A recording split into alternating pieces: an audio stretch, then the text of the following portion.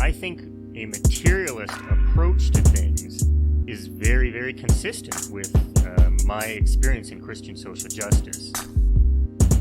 I feel like the deeper I get into anarchist practice, the deeper my faith is getting at the same time. I would hope that, securing means of life for all would be something all people of faith would say, oh yes, that's at the basis of what we believe. Those who are most marginalized know the most about the true, the good, and the beautiful. To me, it's less that I think building class solidarity is a bad thing, as much as it seems like if you don't attend to things like anti-Black racism, that's always going to get in the way of building class solidarity, actually. And when you go back, you find that a lot of revolutionary grassroots participatory movements, the precursors to what you could call the barrio assemblies and these grassroots neighborhood organizations, a lot of these were sponsored by the church. What does it mean to say that the Christian tradition is internally contradictory and there are antagonisms there and you're always being faithful to some aspects and betraying other aspects? Welcome to the Magnificast, a podcast about Christianity and leftist politics.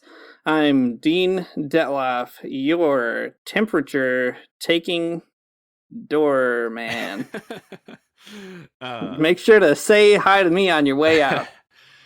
And I am Matt Bernico, your from a distance self-isolating social influencer. Self-isolating socialism. That's what this podcast is about. That's right. We want to do socialism, but just 6 feet apart. That's right. We need a lot of space for these rallies. I have to say, I feel like this is going to be an angry one. Matt and I have been talking for a while before this. I mean, we always talk before we do an episode, but we've been talking, I think, longer than normal, mostly just in an upset kind of way. Just a negative affect in the air.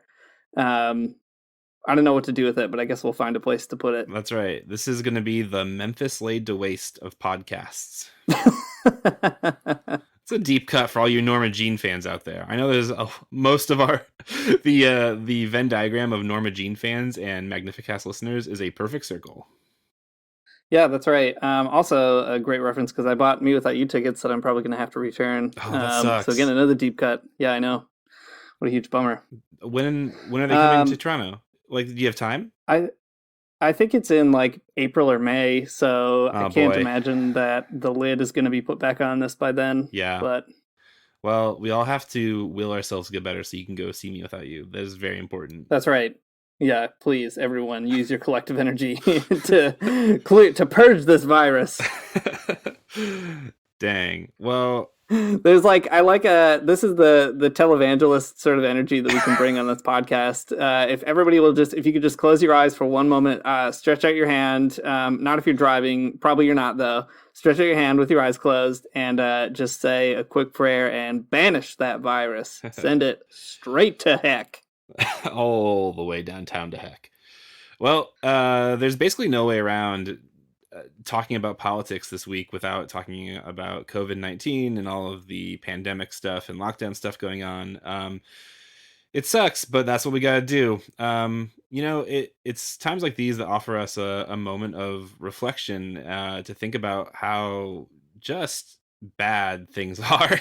So that's what we're going to do today is talk about COVID-19 and the pandemic and all the politics that kind of surround it. But before we do that, Dean, I got to ask you a big question that is completely unrelated to viruses. Great. Well, that's what I need right now. We are going to talk about how bad things are, but I need to know, can you just lift me up? Yeah. Can you lift me up with one? Yeah, absolutely. I mean, right now we're both at about a 10, and this one's going to bring it down a little bit. So it's great. Good. Yeah. Okay. So this is from my favorite website, reddit.com/r/Christianity. And here's a big question. Is it okay to read the Bible in bed / laying down? And then the title continues with asterisks. Help with appropriate conduct. It goes on to say, newbie Christian question here. Does God require a specific posture to show him reverence whilst we read his words? Whilst is doing a lot there. I can be lazy and read the Bible, but I can make myself read a bit more if I'm cozy in bed. Is it rude to talk to God whilst I smoke? This guy is not going to stop using the word whilst, and it's driving me crazy. Sorry. So anyways, is it rude to talk to God whilst I smoke? I'm in my best mood mentally when I am. Wait. It was just getting cozy, but now it's whilst I smoke. Yeah. Okay. Because this user is in their best mood mentally whilst they are smoking. I don't blame them. Then it continues. I am too lazy to pray on my knees, but I make myself do it because I say more when I pray on my knees, and I imagine that it is more respectful than sitting down and praying if I'm able to. Thank you guys. Newbie witch to Christian, trying to understand. That's right. Witch to Christian is the sort of transition we're going to here. And I do need to say this is posted 2 hours ago. So Dean, if you get this person some advice quickly, that would be great. Promptly. Yeah. Well, first of all, Witch to Christian is the name of my new indie band, and I just love that, and I want to say thanks to this poster for giving me that. I gotta say, Witch to Christian, I think that's the wrong direction. I think you should be.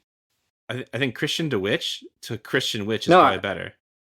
No, of course, but it doesn't sound as good. Christian to Witch, Witch to Christian. Yeah, no, I get it. It's a better band name for sure. That's what I'm here for. That's what I'm in it for. It's a tough one. I'm sympathetic to the plight here because I too am far too lazy to get on my knees to pray. Mm-hmm. When I pray, I'm usually multitasking. I'm doing the dishes. I'm walking around. I'm cleaning the cat box. It's those kind of things you don't want to be doing that I'm like, what else don't I want? Oh, right, praying. I better do that. I better get one of those in here real quick. So I can sympathize. I do like, though, the idea of intentionally getting yourself snuggled right up, lighting one of those big hot pieces of paper, putting that in your mouth and thinking, now I'm ready. This is the Bible posture. I mean, it depends on what you're smoking, I suppose, right? You could have a big marijuana cigarette, and that's when you do all your God talk. And fine, I guess. But, yeah. Is it rude, though, is the question, though, Dean? I mean, like, I think that, to me, that makes a lot of sense, right? Like, you're having a cigarette. You're smoking a cigar? I don't know. And you're talking to God. Fine. But is it rude to God to smoke while you do it? I'm sorry. Is it rude to talk to God whilst you do it? Right. No, you're right. Very important. Yeah, I mean, surely it can't be right because there's so much smoke in those big traditional churches every Sunday. Oh, that's true. They're smoking those places right up. It really, this is your own personal censer lighting one up. That's true. And you gotta just wave it around in front of you, and you're doing the liturgy right there. Yeah, and you say the magic words, Witch to Christian, and you're gold. Okay, that's good. Okay, so but that's good. That makes a lot of sense to me. You're smoking, it's fine. What about if you're cozy in bed? Is that rude? Yeah, you gotta be. So here's actually something very funny. A good friend of mine who's also Catholic tells me that his grandmother used to say the pews are intentionally uncomfortable to make sure that you're always focused on God. And yeah, sure. I love that. Yeah, absolutely. Yeah. So yeah, you can't get too cozy because you're just gonna get sucked back into the dream of worldly things. You have to listen. You can get snuggled up. You can get your favorite blanket. You can do all of that, but you have to get like your second favorite soda. Now that makes sense. So you're just a little bit put out. Now, here's something that I'm going to regret saying later, maybe. Do you know who Mark Lowry is? That sounds familiar to me, but for some reason I can't place it. Okay, well, I'm going to tell you right now. Mark Lowry I'm not sure what his current... Is he a comedian? Yeah, exactly. Yeah, he's a Christian comedian and also the author of the song Mary, Did You Know? Right. So when I was growing up, we had a Mark Lowry VHS tape.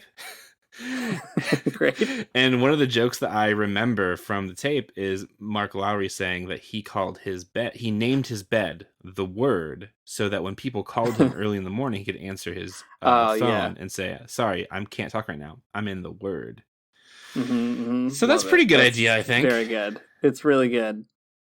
That is really good. And I'm impressed. I wish I would have thought of that joke myself. It's actually funny, which is remarkable in light of the rest of his oeuvre. Didn't Mike Lowry have like a Christian Comedy Central kind of thing called Bananas? I thought it was Mike Lowry, but it could be someone else. There was something called Bananas where it was a bunch of Christian comedians, and it was like, round robin style, like 15 minutes, you do all your bits and you go off stage, and there was one person that hosted it. It might not have been Mike Lowry, but it was someone in that circuit. I wouldn't, Christian comedians, I wouldn't put it past them to do that, to copy off of the secular comedians. Yeah, I remember watching them, and some of them are, you get a few good jokes in there, whatever, but every once in a while, you get one who comes up and they tell some good jokes. It's like the Christian Tim Allen or whatever, and he's up there telling you about, the difference between men and women and how he's so stupid and his wife's so smart. And eventually he's like, okay, I gotta bring it down a minute. Here's a quick story about how I used to be an alcoholic. And also now I came to Jesus Christ. And it's like, buddy, there's a time and a place. We're at Bananas right now.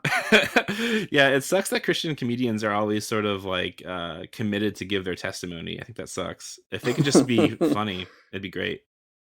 But they can't. It's just impossible. Yeah, it would. Like, hey, is there a Christian Borat out there? Christian Borat. There's got to be. There has to be one Christian Borat, exactly one, because the "my wife" line is too perfect. Yeah, that's right. Jesus saved my life. I think we can at least give a Magnificast guarantee that you will never hear a testimony on this podcast. Oh boy. Okay, so unless it's like one time I was a libertarian and you couldn't even believe it. I was at Wall Street. I was trading stocks, and one day, like, the Lord just put it on my heart. I couldn't believe it, and He saved me, and now I'm a member of the Communist Party USA. Amen. All right. Well, I don't know if we answered the question. Is it okay to read the Bible laying in bed? It's probably fine. Let's talk about something else. It's great. Whew. Okay. Great job. Yeah, we did it, and now we're doing a different thing. It's cool. God is doing a new thing. That's a Newsboys song. Man, for some reason, I said Mark Lowry, and that has unlocked the key to my evangelical childhood, and I've got it all coming out. Yeah, that's the worst kind of coronavirus. That's right. The crown of thorns virus. All right. That's the segue. Now we're talking about coronavirus. There we go. Here we go. We're back on the rails. Okay, so like Matt said, if we're going to talk about politics, we've got to talk about COVID-19. Listen, it sucks. It's really bad, and everything that's happening around it is bad, and we're going to talk about that. We're also going to talk about some solidarity stuff and maybe about how to think more about it, and we'll invite people to do that more with us. So hopefully it's not just so, I don't know, it's not just doom and gloom, but there's going to be some of that, fair warning. In the episode, we want to do kind of a roundup and analysis of maybe some socialist stuff about COVID-19 and some Christian stuff about it, see what's going on and bring some clarity to it. Since neither of us are really science people, we thought we'd turn to some writing that is sciencey. So before we get to Christian stuff or whatever, we took a look at a book by Mike Davis, who's a legendary socialist historian. He's written lots and lots of very good books. And this one is called The Monster at Our Door, The Global Threat of Avian Flu. It's a really fascinating book. As you can guess, it came out of the avian flu epidemic, or pandemic, I guess. And the book really helped us, I think, get our bearings a little when it comes to pandemics. So it's helpful for this moment because it doesn't just give you a scientific history of the bird flu, although it does. It'll tell you everything you ever wanted to know about how people get the flu. But it also has a neat political history running alongside of that. And Mike Davis also wrote an essay where he sort of updates all of this. So we'll get to that in a moment. I guess we should say we'll lay out these big ideas and we'll get to the Christianity part. Part of the episode is going to be about seeing how the crisis is revealing a lot of things that the left is always going on about. Not so that we can say, I told you so, but hopefully so we can communicate this to other people and not accept the kind of half measures that are being proposed. The other part of the episode is to emphasize that isolation and a crisis like this one raise a lot of questions about solidarity and Christian love and that sort of thing. So we're going to get to that. Yeah. So first things first. What even is COVID-19? Boy, did I not know until I read some stuff about it. So scientists are still trying to find out its exact origins, but the theory right now is that it originates in bats. So that's the animal you should hate, I guess. And it can all be traced back to a meat market in Wuhan, China, where animals are kept close together and then slaughtered. They don't sell bats at the market, so the assumption is that that like an animal served as a middle host to the virus to jump to humans. which, man, I couldn't tell you how that works. It seems like magic to me, but in fact, it's science. So this is the same kind of situation, they think, though, that brought about things like SARS virus in 2002. So the coronavirus, it's not bird flu like we had, I guess, in the past, but it's instead a bat flu. But it didn't get named that for whatever reason. But anyways, what's interesting about Mike Davis's book is that the spread is working out pretty much exactly how he says, not because he's like a prophet, but because he's a socialist and he pays attention to materialism and history and all kinds of things like that. So there you go. So I'm going to read kind of a big quote from Mike Davis that might give us a little bit of a good place to jump off. Is that a good place to start, Dean? Yeah, definitely. Okay, here we go. The essence of the avian flu threat is that a mutant influenza of nightmarish virulence evolved and now entrenched in ecological niches recently created by global agrocapitalism. Is searching for the new gene or two that will enable it to travel at pandemic velocity through a densely urbanized and mostly poor humanity. This is a destiny, moreover, that we have largely forced upon influenza. Human-induced environmental shocks, overseas tourism, wetland destruction, a corporate livestock revolution, and third world urbanization with the attendant growth of megaslums are responsible for turning influenza's extraordinary Darwinian mutability into one of the most dangerous biological forces on our besieged planet. Likewise, our terrifying vulnerability to this and other emergent diseases has been shaped by concentrated urban poverty, the neglect of vaccine development by a pharmaceutical industry that finds infectious diseases unprofitable, and the deterioration and even collapse of public health infrastructure in some rich as well as poor countries. The evil of the avian flu, in other words, was not some ancient plague awakened from dormancy, if such can exist, independent of historical circumstances, but a new form in whose creation we have inadvertently but decisively intervened. Okay, so Mike Davis, he's starting off strong here with this really, well-written and cool paragraph that just is explaining kind of like what is going on here. It's not some, like ancient sickness or whatever that came from space or like an ice cap melting or whatever. It's a type of illness that is aided and helped by the structures of capitalism, and it will affect the poor first and probably most hard, and then everybody as well. But I think it's a really good explanation of kind of like what we're seeing and what's going on here. Again, he's talking about avian flu, but it's really, exactly what we're seeing when it comes to COVID-19. Yeah, I mean, they're effectively the same thing in this sense. The bat flu or COVID-19, it's a different animal, but like the story is exactly the same. So the big kind of thing that Davis wants to explain in this book is that, like he says, the pandemic kind of quality of influenza is what he calls a destiny that we've forced upon it through political economy, through the way that we've built cities, the way that we have organized how we create food and produce food, all that kind of thing. And I think that is really the strength of the kind of socialist look here. Mm-hmm. It's to ask us questions about, well, okay, first of all, where does the flu come from, right? Scientifically, where do you find it? And then how does it spread? And when you ask questions like that, you inevitably end up in questions of political economy. It spreads pretty quickly among communities that don't have access to healthcare, communities that are forced to be in close proximity because of, maybe poor housing or unavailable housing, or the nature of how cities kind of build and things like megaslums, etc. And I think that's really key here, is to recognize that the flu doesn't have to be this bad. We have made it the way that it is by the way that we've chosen to organize the world. Yeah, I think it's a really good example of just how intertwined, I think, like humanity and our surroundings are. It's a really good example of the ways that, capitalism is like got its tentacles kind of in everything, but just the way that like we actually influence our environments, and then like those environments come back to bite us right in the butt. I think that's an interesting way. Anyways, the materialist analysis of socialism, I think, is like really apt for these types of things, or at least Mike Davis makes it look that way. He's really good at it. I don't think I could do as good, but Mike Davis is better than me.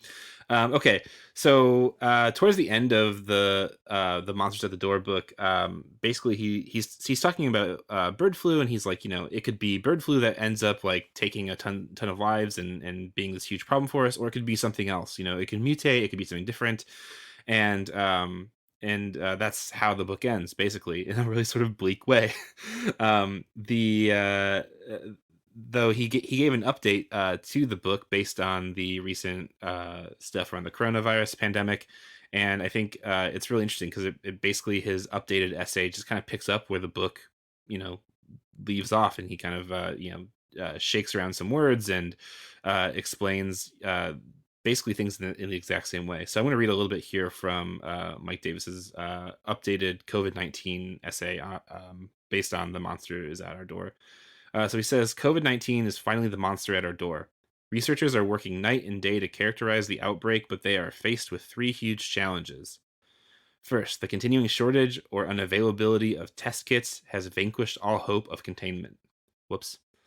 Moreover, it's preventing accurate estimates of key parameters such as reproduction rate, size of infected populations, and the number of benign infections. The result is a chaos of numbers. So I appreciate this is the place that he starts, because this is exactly where we're at in the United States, and I think in Canada too. But Dean, you can correct me if I'm wrong. I have no idea what's going on in Canada. I never do. But yeah, I mean, this is where we're at. It's hard to even kind of get a picture of like what is exactly happening with this pandemic, because we have no means by which we can measure it, because we don't have test kits, because we don't have a medical infrastructure capable of making them, because of neoliberalism and because of capitalism. Right. And it's all terribly horrific, and the only thing I can do is kind of laugh about it because it's so bad. Yeah, that's right. And it's worth pointing out, too, that the other kind of side of this is Mike Davis. One thing that really sets him apart as a socialist historian is he's really a person who was formed by really the height of socialist struggles in the 70s and going into the 80s. And as a result, he has this real internationalist kind of flair, I guess, or commitment, I guess, not flair. It's not like, it's not just a cool pin that he wears. He has an internationalist commitment, solidarity commitment. And that really works itself out this way, too, because what Davis really drives home is oftentimes people in the so-called first world don't care about what's happening in terms of epidemics or pandemics around the world. There have been lots of pandemics, even in the last few years around the world, but they're poor people diseases, right? They affect poor countries, they affect poor people in poor countries, and now that it's here, it's suddenly a big deal. And what Davis really drives home is not only did it finally get here and now it's on people's radar, but even now that it's here, the ruling elites are still refusing to kind of make the changes they need to make. And I think that's helpful because it's important to, first of all, kind of sidestep the sort of like first world chauvinism that sort of says this isn't really a problem until it gets here. Mm-hmm. And the second is also to say, even when it does get here, you know, we can't deal with it because of capitalism. So the point is it should draw you into a more internationalist solidarity, which I guess we'll talk about later. But anyway, just wanted to bring that up and flag it up front. Yeah, it's a good flag. A big red one. Yeah, that's right. Well, speaking of a big red flag, say what you will about China. But Davis says a few things. So, you know, as people probably know, the People's Republic of China has had the worst of the virus and has also instituted some pretty heavy measures to try to contain it. And those measures have been celebrated by everybody from the World Health Organization to, you know, even New York Times journalists and other kinds of folks. So it's not just socialists who are saying this is a pretty impressive feat. Again, say we will about China. We said in the Patreon episode that phrase a lot. And we said there, too, that we're not like diehard China supporters or China dissidents or whatever. I don't know. It's a complicated place like many others. But here's what Mike Davis says about it, which I think is probably a helpful way in. He says, a year from now, we may look back in admiration at China's success in containing the pandemic, but in horror at the USA's failure. I'm making the heroic assumption that China's declaration of rapidly declining transmission is more or less accurate. The inability of our institutions to keep Pandora's box closed, how, of course, is hardly a surprise. Since 2000, we've repeatedly seen breakdowns in frontline healthcare. And I think what's important here is Davis is really saying, again, not totally endorsing whatever China in general, but he's saying we might in a year look back on these two experiences and say, wow, like China figured it out. They have a different kind of value structure when it comes to making decisions about their society and how to deal with problems. Whereas the U.S., we might look back on with horror precisely because for the last 20 years, we've been slowly eroding our own ability to deal with these kinds of crises, which is really putting it pretty starkly, but that's where we're at. Yeah, totally. It's probably worth noting too that some of the countries have kind of figured out some stuff too. Like Cuba has been working on like a vaccine, and they've been taking sort of solidarity trips as well, in junction with China too. So the socialists all kind of know what's up. They at least have. And Vietnam has been doing a pretty amazing job as well. And yeah, exactly. Yeah, but I mean, it's good to kind of draw those examples out because they really do show you like what happens if you do have a different sort of like orientation of political values in society, right? If you're primarily interested in people and not big corporations, you'll do things a lot differently. And they are. So there you go. Okay. Here's the next kind of bit is basically what every reporter has been kind of reporting on for the last 2 weeks or so. But Mike Davis says it in a particularly good way. So he says, the outbreak has instantly exposed the stark class divide in healthcare. Those with good health plans who can work or teach from home are comfortably isolated, provided they follow prudent safeguards. Public employees and other groups of unionized workers with decent coverage will have to make difficult choices between income and protection.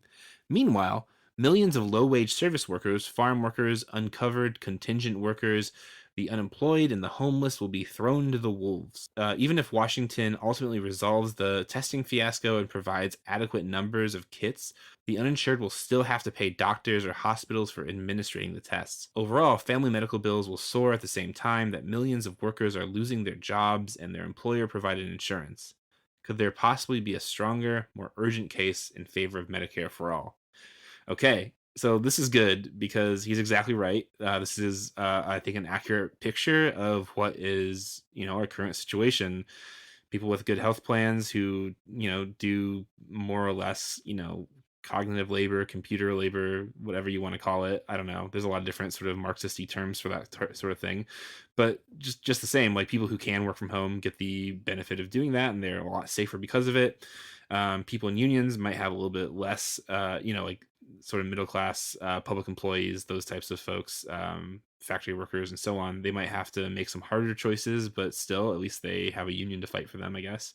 But at the very bottom, low-wage service workers, farm workers, contingent workers, gig economy folks, the homeless, etc., people without jobs at all, they are thrown to the wolves, and it sucks ass how real that is. In my day-to-day life, I work with a lot of folks who are in that category, and I've been seeing it firsthand, and he is not wrong or over-exaggerating.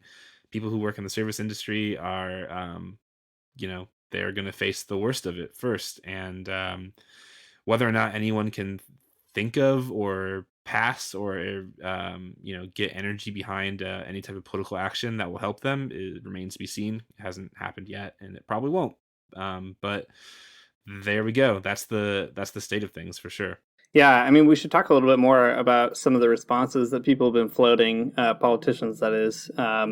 I mean, even here in Canada, it's bizarre. It's true that we have universal health care, and that's great. But what we don't have is universal paid sick leave or any kind of jobs guarantee or income guarantee and that sort of thing. I mean, just in my own situation, my partner and I both, our income is contingent on being able to work. I'm able to do that a bit more because of writing and that sort of thing. But my partner's job is kind of like taking it day by day, trying to figure out whether or not there will be hours for her to fill. And when there finally aren't, then there just won't be.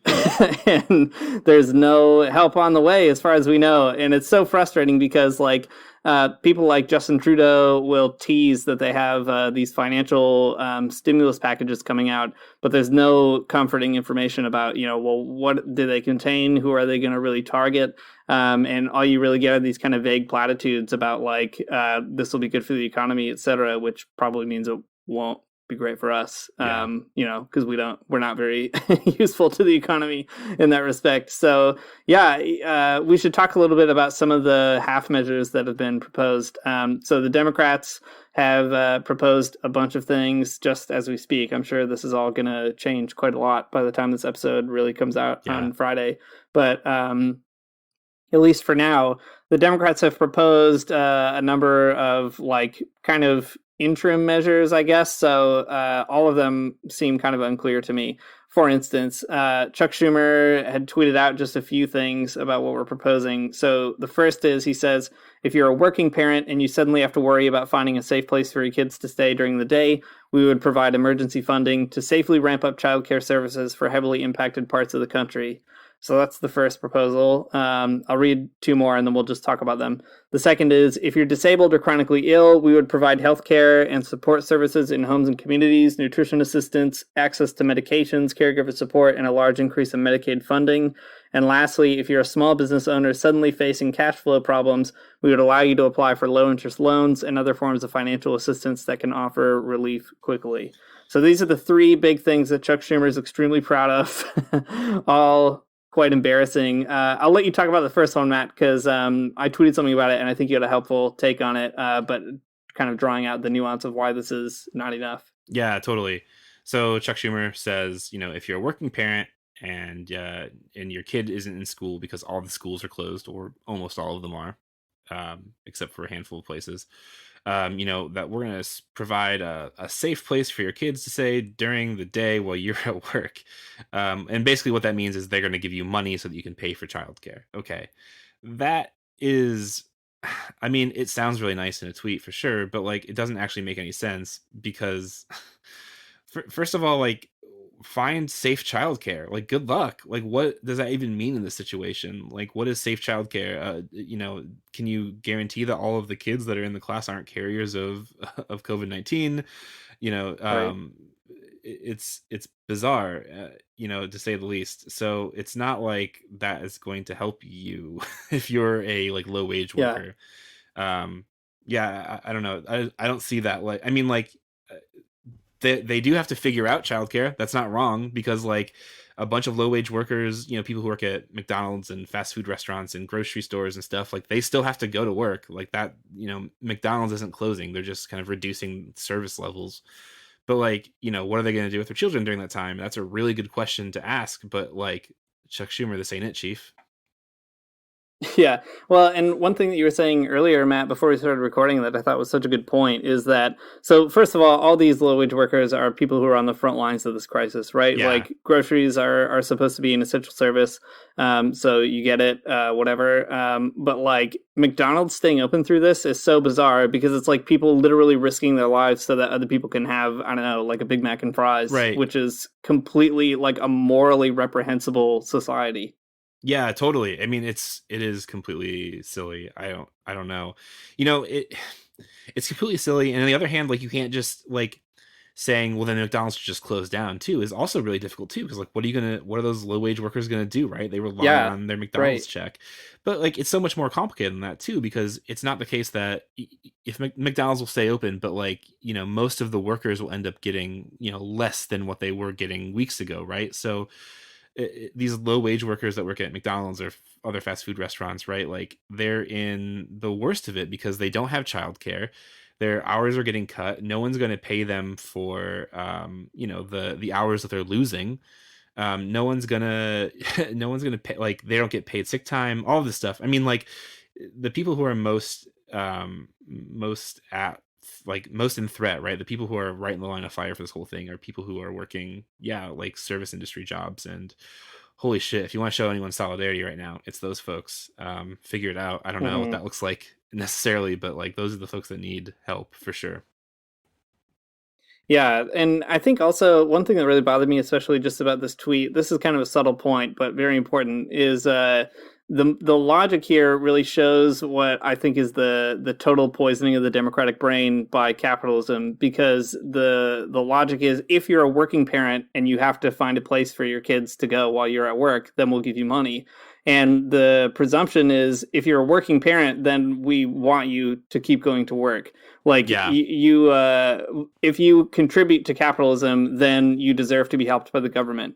If you're not a working parent and like you need childcare for some reason, and there are many reasons one might need childcare even if you're not going to work, especially during a massive health crisis, then, you know, good luck. That's basically the thing here. And I think the idea that like your worth is tied to whether or not you're contributing to capitalism is, again, just a signal of an incredibly sick kind of society. Yeah, totally.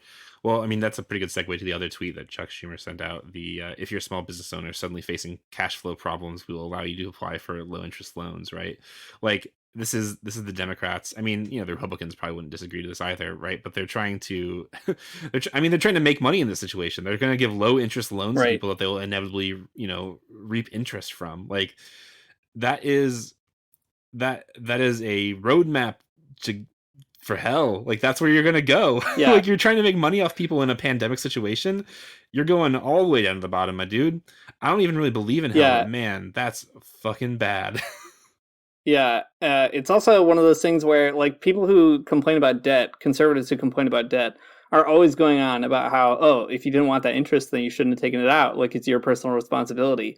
But the fact is, like, it's also the responsibility of a person lending people money to like choose whether or not this is a good idea, and also a society to decide whether or not it's a good idea. Right. And like, I mean, let's just like, if anything else, we should be organizing all the small business owners to just collectively not pay those loans afterwards. Like, this is a stupid gamble that the government is making, and they should lose on it, because it is an evil thing to do. Petite bourgeoisie, don't pay them back. Debt strike, petite bourgeoisie.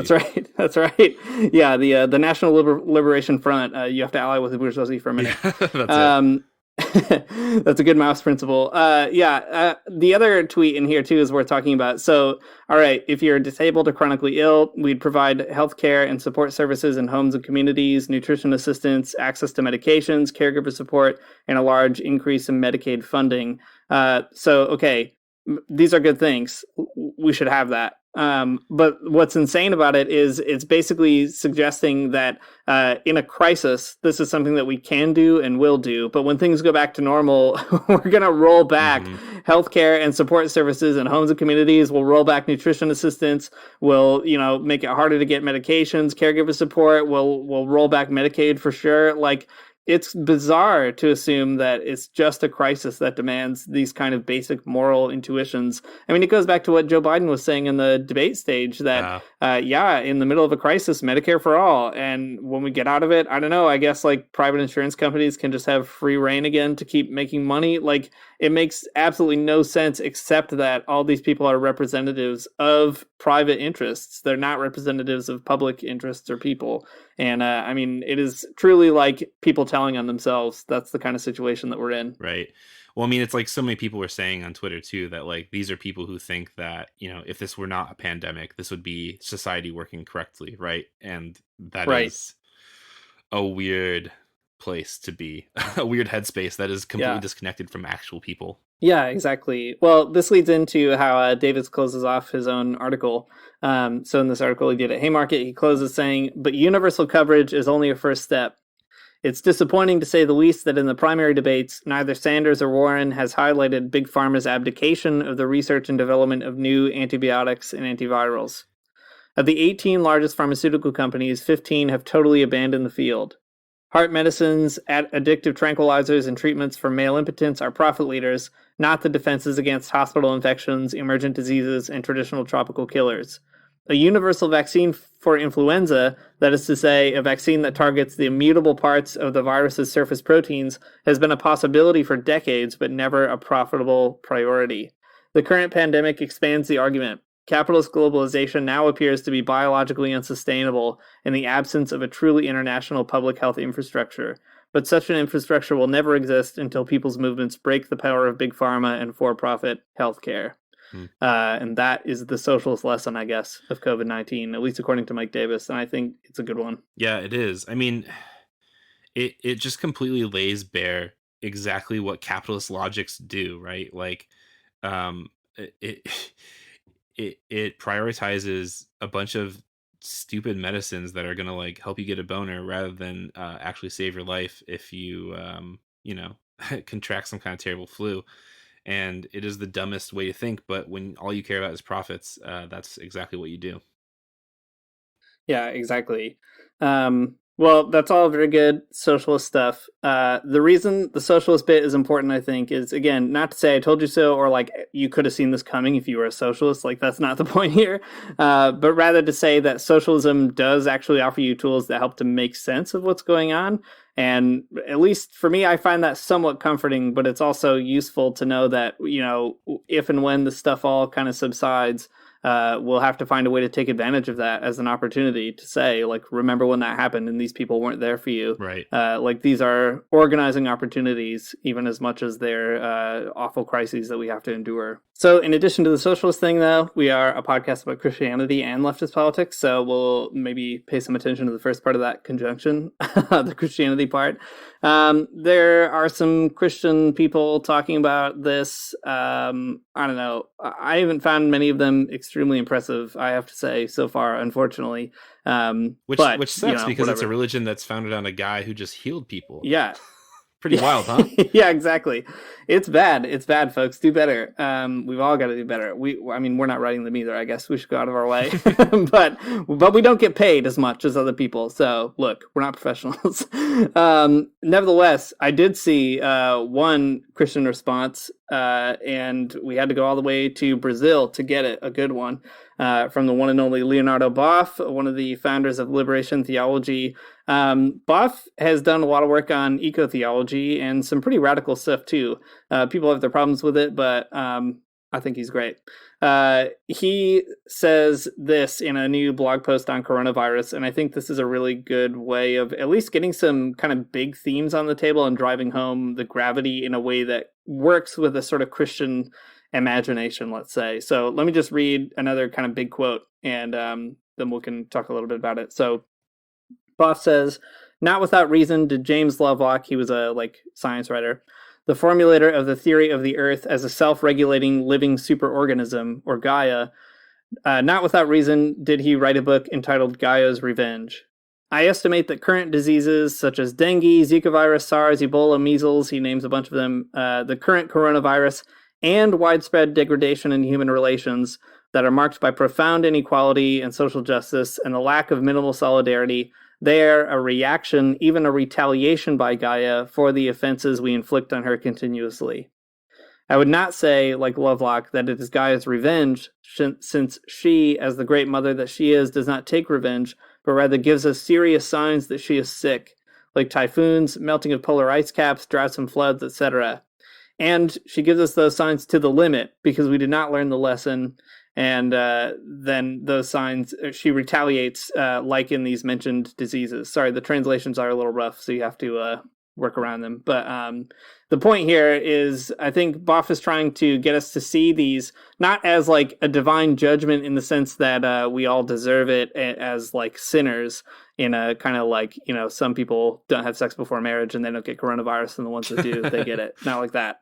But rather to say this is a sign that is a consequence of how we've organized our society. And I think this is putting a kind of theological language to that same point that Mike Davis is making, that we have put this destiny on influenza, and we are being judged in a certain sense as sort of perpetrators of a collective sin. And even more than that, these are signs that the earth is sick and needs to be attended to. And I think that's just a good way of getting into it as people who are maybe informed by a kind of theological imagination. Yeah, I think it's good. I mean, it's good in the sense that it is a good way to put it, but overall, a very bad thing. Right. Boff also, he goes on to talk a little bit more about this. He says, of course, you know, government should be fighting the virus. Like, it's not like we should just sort of accept this. That's not what he's trying to say. It's good that we have this punishment or whatever. He recognizes it's causing real human tragedy and that we should do something about it. But he also says this is sort of how he almost closes it. He says, Earth will not be content with these little counterparts. It begs a different attitude towards the Earth.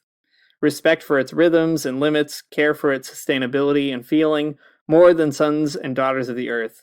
Just as we take care of ourselves, we must take care of it. Earth does not need us, we need it. She may no longer want us on her face, and instead keep turning through outer space without us because we are ecocides and geocides.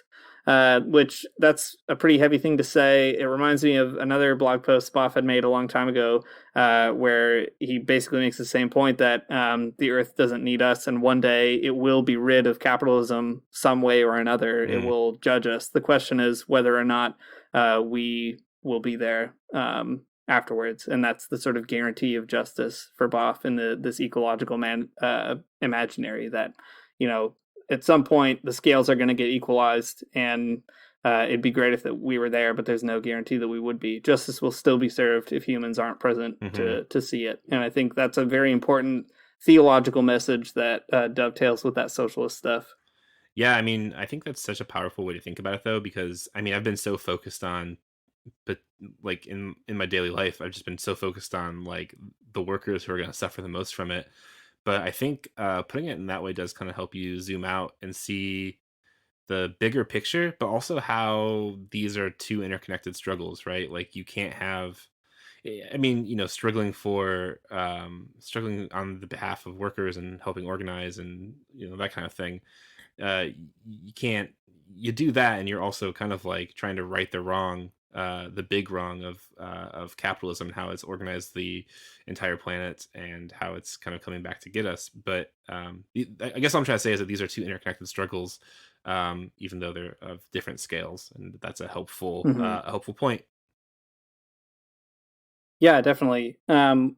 Well, okay, so we have maybe these two big framing devices for thinking about the problem of coronavirus, socialist-wise, Christian-wise, whatever. But let's maybe turn and just talk a little bit more about some solidarity stuff and what that looks like in the face of this. So I am going to turn to you again, Matt, and ask you to lead us through because of the work that you're doing right now. Yeah, totally. So, I mean, coronavirus is bad, but it has opened up a small space where all of a sudden every single reporter on the planet cares about the workers in the United States. They care about service industry workers working at fast food. And I mean, it's terrible. That's what has to happen before people actually care about the people that are making their burritos or whatever. But like, I don't know, that's what it took in this case. No one, it's very hard to get, a journalist or just like bigger media organizations to care about fast food workers because people, they have all kinds of different sort of like stereotypes surrounding them, like that they're teenagers or that they are people that don't work very hard, which is very much opposite of what's true. So anyways, in light of all this coronavirus stuff, people all of a sudden care about the people that are making their food, probably kind of selfishly, but I'll take what I can get, I guess. So yeah, I mean, you can't spit without hitting an article about fast food workers in the United States right now. They're everywhere. Yeah. So anyways, I grabbed one that I was reading earlier today, that was written by Hamilton Nolan, who is a pretty all right labor reporter for In These Times, which is, kind of a pretty left-leaning sort of anarchist bent, publication. I don't know. Give it a read. It's pretty nice. Anyways, Hamilton Nolan wrote an article called "Unions Across America Are Screaming for Paid Sick Leave and Healthcare." It's a great headline because it tells you exactly what this article is about. Anyways, I picked up this little bit in the article that kind of parses out exactly like what's at stake and why this moment is important, as it explicates sort of the situation that most workers are in. So let's read it. As coronavirus spreads, sowing panic and economic dislocation, unions across the country are using the crisis as an opportunity to call for priorities that were dismissed as left-wing fantasies not long ago, just like 2 weeks ago, and how they seem like common sense. Perhaps the most bluntly effective campaign is now being waged by Chipotle workers in New York City who are trying to organize with SEIU. Workers went on strike last week, charging that the company is violating the city's paid sick leave laws by retaliating against employees who take time off. To put a fine point on it, the union quoted Chipotle worker Carlos Hernandez in a press release saying, "Several times in my year at Chipotle, I have gotten sick and had diarrhea while at work." He says a little bit later, "Every time this happened, I went to the on-duty manager and let them know I was sick and I had diarrhea and I asked to go home. But unfortunately, every time I did this, the manager merely told me to switch from the grill where I normally work to washing dishes or working the cash register." So, like, I guess to me, what's important here is that, like, this is a moment where, again, I think probably for a lot of selfish reasons, right? Because people in the United States love to eat fast food, and like now all of a sudden that there's like a health crisis, they care about who's making it. So it's a moment to seize upon, I suppose. But like, people in service industries and fast food, they don't get paid sick time. Many of them choose to come to work sick because if they don't get a paycheck. And this is like the moment, like a fulcrum in history, where all of a sudden all these unions are like, give everyone paid sick leave now, because like now you see how important it is, right? So anyways, I think this is a good left response, and unions are doing the right thing in so far as they are demanding paid sick leave for all people. And hopefully this like sticks in people's brains as like an important lesson that they learn. But yeah, I don't know. I hope that they learn their lesson. Give everyone paid sick leave so this doesn't keep happening, so that like you don't have to be afraid to go to Chipotle because someone's sick or whatever. So it's an important part of the story, I think. Yeah, definitely. And I mean, you're totally right to, again, stress that coronavirus is bad, but it raises these kinds of openings or opportunities to seize on for building class consciousness and hopefully building solidarity too. It just makes me think, especially about, what's the kind of Christian vocation in a moment like this. On the one hand, it's definitely to understand what's going on, but it's also to try to find who's marginalized and how can you really become an agent that works with people who are oppressed or marginalized for collective liberation, right?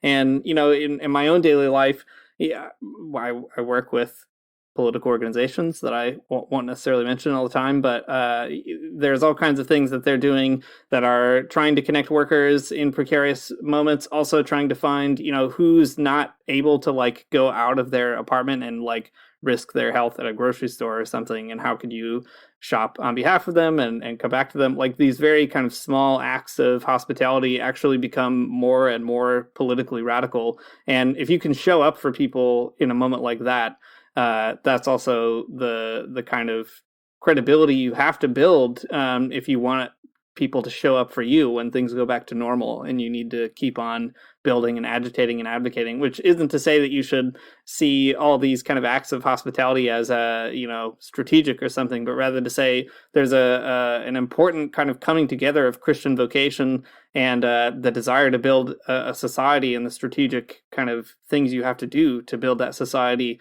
That all comes together in a moment like this or in a crisis like this. And I guess like what I hope to see more of going forward, especially from lefty Christians, is trying to think these things together. What are Christians supposed to be doing? Like maybe you can't leave your own apartment. That's fine. Like a lot of people can't. How can you still show solidarity with people who like can't pay their bills, or who are lonely, or who need to feel like they're connected to other people who are involved in a struggle, like in the midst of anxiety and panic? I guess for me, it always comes down to two things, which is like the kind of strange feeling of comfort I do get from my Christian faith, as frustrating as it often is, and the other is organizing. Like those are the two kind of sources of peace in the midst of any kind of anxious situation. And it seems to me like the coronavirus is a important moment to sort of find out how those things show up or could show up in this kind of situation. Yeah, that's a really good point. Before we kind of move on, let me before I put my soapbox away, I guess, let me say like one more or maybe two more things really quick about this whole situation. Hopefully people don't mind, because it is kind of an important solidarity moment. So like, okay, it might seem like it is a really hopeless kind of moment, I think, for people that work in service industries and people who are sort of outside, having healthcare and having paid sick leave. It's totally bad. And yeah, I mean, like we were saying earlier, Chuck Schumer is not going to solve the problem for anybody, and no one probably will, right? It's like it's just going to suck. It's going to suck and be terrible. Um, and man, it's a really complicated situation for exactly why it sucks. There's a lot of legal things going on, and man, we could do a whole thing about like labor law, and let's not, because it's complicated. But basically, it's this, right? So. Um, okay, so there are corporate organizations that own the intellectual property of McDonald's or Chipotle or whatever. It doesn't matter, whatever it is, who cares, right? And those corporate like organizations will set one set of standards for their quote corporate stores and one set of standards for their franchise stores. This is a labor law that is basically called joint employer. You can look it up if you want, I suppose. But anyways, it's organizing stores in terms of corporate and franchise lets the corporate office off the hook for like caring about workers at the franchise level. So like if you go to a McDonald's or a Chipotle or whatever restaurant you go to and it is owned by a franchisee, not the corporate store, chances are the workers there are getting treated substantially worse than they would if they worked at a corporate store. And the thing that really sucks is that like the person that makes like the big decisions and rules for that particular store is the franchise owner. So basically, if you want to show a lot of solidarity for people who work in the service industry, harass those people.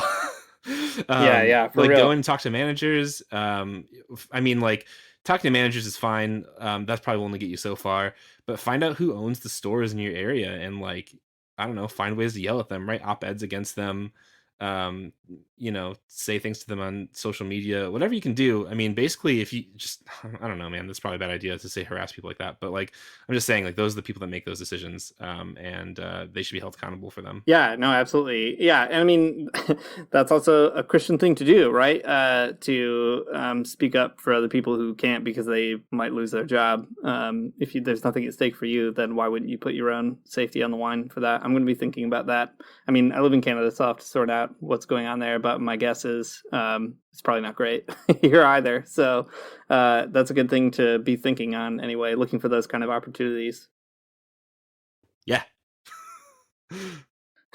Well, let's kind of move to close this out, returning to Mike Davis. I think that, again, what's so helpful about this book is, okay, first of all, there's a ton of stuff in here about the flu, and you can learn a lot about the flu if that's what you want to know about.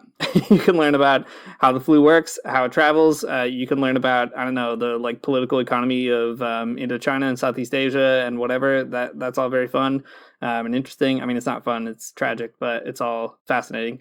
But I think what is especially useful about this is just the paradigm that it gets you thinking in, which is a socialist one. And the way that Davis ends this book, I think, is useful. So he says, as with HIV/AIDS and the easily preventable infant diarrheal diseases, avian influenza is a fundamental test of human solidarity. Access to lifeline medicines, including vaccines, antibiotics, and antivirals, should be a human right, universally available at no cost. If markets can't provide incentives to cheaply produce such drugs, then governments and nonprofits should take responsibility for their manufacture and distribution. The survival of the poor must at all times be accounted a higher priority than the profits of big pharma. And to that we could add the profits of McDonald's franchisee owners and, the profits of private grocery store owners, all kinds of industries that will benefit in a crisis like this. He says, likewise, the creation of a truly global public health infrastructure has become a project of literally life and death urgency for the rich countries as well as the poor. And again, I think that's really the key here that Davis tells us to consider, that this is a moment for local solidarity. It's a moment for global solidarity. It's a moment to ask questions of, what is going on in a place like Cuba with coronavirus, what's going on in Venezuela, what's going on with the most marginalized people under right-wing governments like in Brazil or in the Philippines. Like, how does coronavirus reveal the intensification of inequality? And I think that's important because when the coronavirus crisis subsides, we'll all have to come out of it with certain lessons that we learn. And, some people will come out of it learning, I don't know, that they really like a novelist or something. And that's fine. Like, do what you got to do, read a good novel, but also along with that, come out knowing that in order to keep yourself safe, to keep your community safe, you also have to figure out how to keep like poor people in Vietnam safe. And I think that is like a very profound lesson that you can get from a global pandemic, and one that is important for socialists and Christians alike.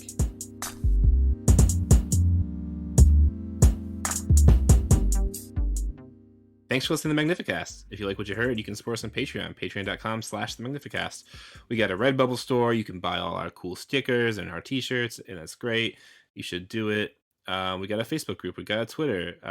Follow us in those places. It's not hard to find us. Just type in the Magnificast. It's easy to do. Our intro music is from Amaria Armstrong, and the outro music is from The Illogical Spoon. All right. See you next week.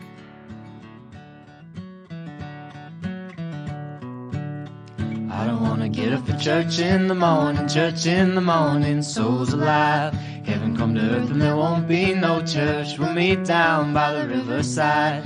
There we'll swim with all creation. Never get tired, never bored. Don't worry, someday there'll be no dam between us and our Lord.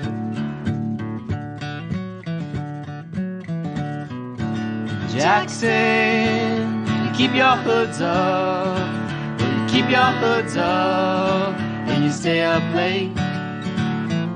In Jackson, you keep your hoods up. Well, you keep your hoods up.